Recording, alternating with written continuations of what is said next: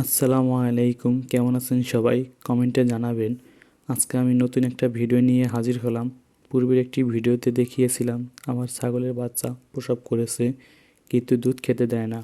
যাই হোক, ছোটো বাচ্চা, দুধ তো খাইয়েই রাখা লাগবে। তাই কিছুদিন হয়তো আমার দিনরাত কষ্ট করা লাগবে। এখন রাত 12টা, বাচ্চার ক্ষুধা লাগছে, খাবারের সময় হয়েছে। তাই এখন ছাগলের কাছে আসলাম দুধ দোয়াতে। একবার 170 মিলি মানে পরিপূর্ণ 1 লিটার দুধ নিলে 3 থেকে 4 ঘন্টা আর খাওয়ানো লাগে না।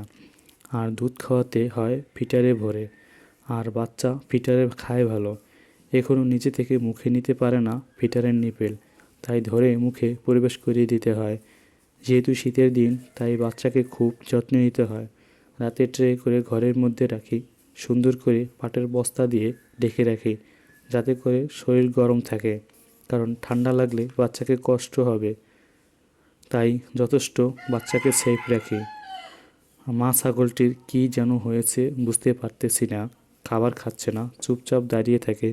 খাবার না খাইয়ে দুধও ঠিকঠাক পাচ্ছি না।